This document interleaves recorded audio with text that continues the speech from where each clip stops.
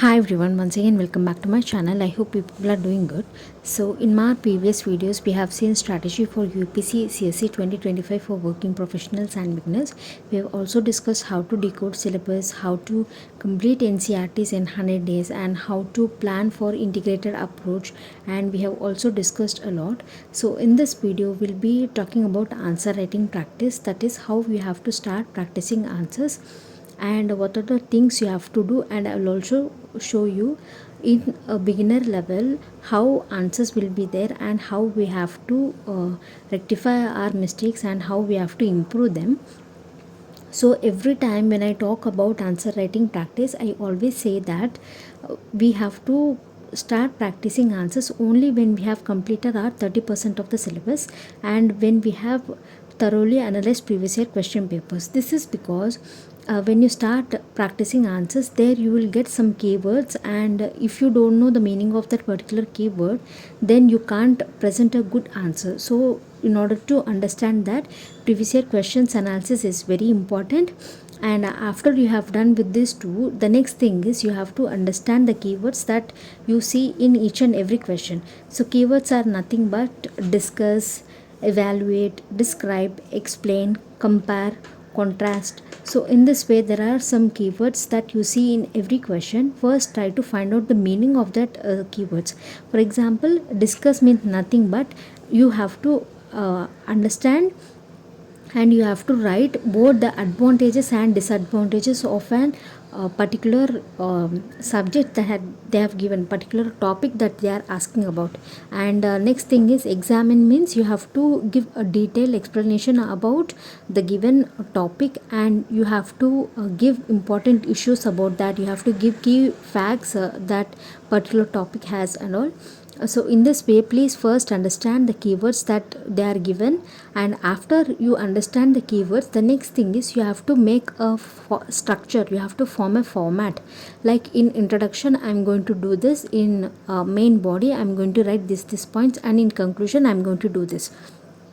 So when you form a structure in your mind before you start answering the question, this will be very helpful in saving your time, and this will build you a framework. Like in this answer you are going to write this particular points and all. So before you practice answer, first make a structure, make an outline of the answer that you are going to present.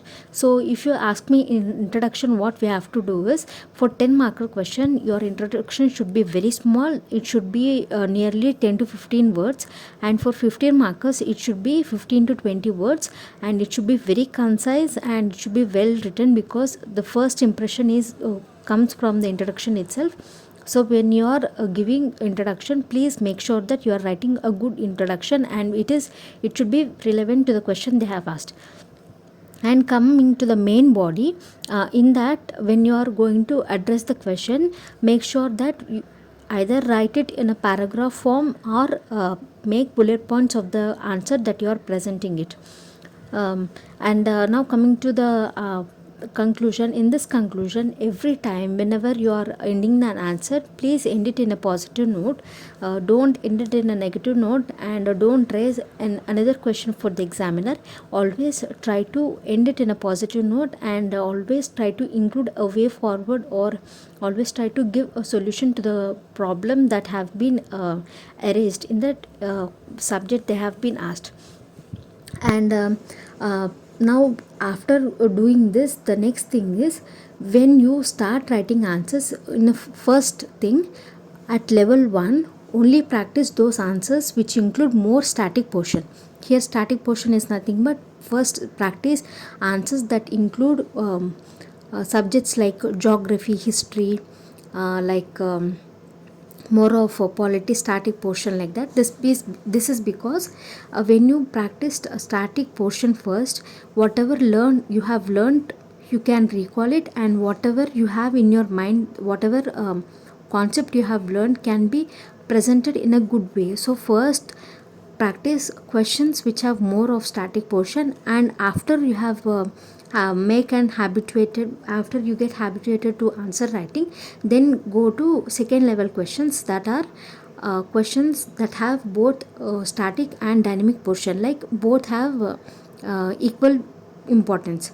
And after practicing enough questions from level 2, then go for the last level, which contains more dynamic part, that is which questions that contain more information related to current affairs or all. So when you first practice, first classify your answer writing practice in this 3 levels. It will definitely help you. And now coming to the next point, that is how to practice them. So as I told, in level 1 we have to practice answers related to static portion. So here if you see, I have taken one example from geography. So this question is taken from Vajiram, and this question I have written a few years ago. Like when I started my preparation, I wrote this question, and in initial days this was my second question that I have answered. So at that point of time I was ready with geography, like I completed my geography syllabus, and I took this question from geography. So here this question is asking about, discuss the various features of tropical cyclones while mentioning the factors contributing in formation of tropical cyclone, differentiate them from extratropical cyclones. So here first what I have done, after writing the question, after seeing the question, I understood that this question contains two parts. One is it is asking about features of tropical cyclone, and the second one is it is asking me to differentiate between tropical and extratropical cyclone. So here in this entire question I need to answer these two questions. So for that what I have done is, in introduction I have explained what is tropical cyclone, and after that in my main answer I started writing features of tropical cyclone, because that is the first part of the question. So I have answered that, and next thing is I have shown it in diagrammatic representation also, so that what happens, it will put an good impression, and it will it will give examiner a good view that okay, entire question is answered, and this question is related, this answer is related to the question they have been asked. So that what happens, it creates a positive mindset in the examiner. So make sure that whenever you are writing answers related to GS paper 1, you represent that answer in a diagrammatic way wherever possible.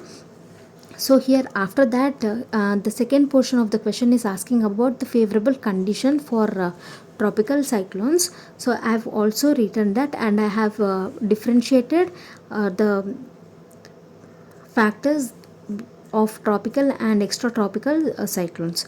So here also I have done it in a tabular form. So in this way all the small details will give you a good impression, and they will give you extra marks. And after this, after answering the second part, in conclusion I have concluded with the different names of tropical cyclones. So this was my this was my second answer, and here if you see conclusion is bit long, and also it is not relevant to the question that they have asked.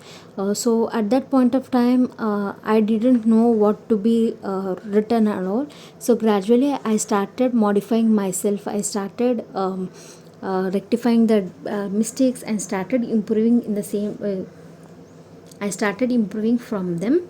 So in the same way, whenever you start practicing answers, please don't panic. Initial stage everyone will make mistakes, and everyone will get confused to how to make answers, how to write them and all. So after practicing a lot, after getting feedbacks from our toppers, or getting feedbacks from our mentors, then we have to modify our answers, and then we have to understand that this is wrong, this is right, everything we have to make sure we are on a good track or not. So after this answer I understood that I have not written a good answer, I need to improve a lot. So gradually when I wrote number of answers, then I started getting good feedback, and here I'll show you. After a few months of answer writing practice, I have got a good feedback. So I'll show you. Initially when I started, I used to get 2 or 3 marks out of 10 or out of 15. So gradually after practicing for 2 and a half months, my score started increasing. So here this question, if you see, this question is related to Atal Bhujal Yojana has been launched amid growing concerns over the country's groundwater resource. Explain the scheme and how will it help solve the current water crisis of India. So here it is talking about Yojana and we have to explain the scheme. So here what I have done in introduction, this was a 10 marker question. So in introduction I wrote about that Yojana, who have launched it, or what was its importance, and after that I talked about the report of water and related statistics 2019. So after mentioning all that, after writing some key points from that report, then I talked about this Atal Bhujal Poshana scheme, like what in what way this scheme helps us and all. So after mentioning about objectives of the scheme, I concluded the scheme in a positive way. So for this answer I got feedback, and in that feedback they have said that introduction was too long. So as I told earlier, your introduction should be for 10 to 15 words. Here I have written 2 paragraphs of introduction. So this question I have taken from insights, and the feedback was the second para that I have written, this should be avoided, and everything was good but introduction was bit long, and the body that I have written was really good, and conclusion I have concluded it in a positive way, but what they have told is conclusion should be improved. Like overall the answer was good, but in conclusion for the problem we have to write the solution. Like here if you see, they have told me to write solutions like arresting rate of decline of groundwater and strengthening institutional framework, and bring about behavioral changes. All these solutions for the problem should be added in a conclusion. So what I thought, what I got is, so whatever I have written it is good, but I have to make a few changes. So in this way, after practicing a lot, I got a good marks. I started to get good marks, like I started to improve my marks. So in the same way, whenever you start practicing answer writing, everyone will make mistake, everyone will write like everyone will write heavy answers, because in our graduation, in our plus 2 plus 1, we will be habituated for that process of writing long answers.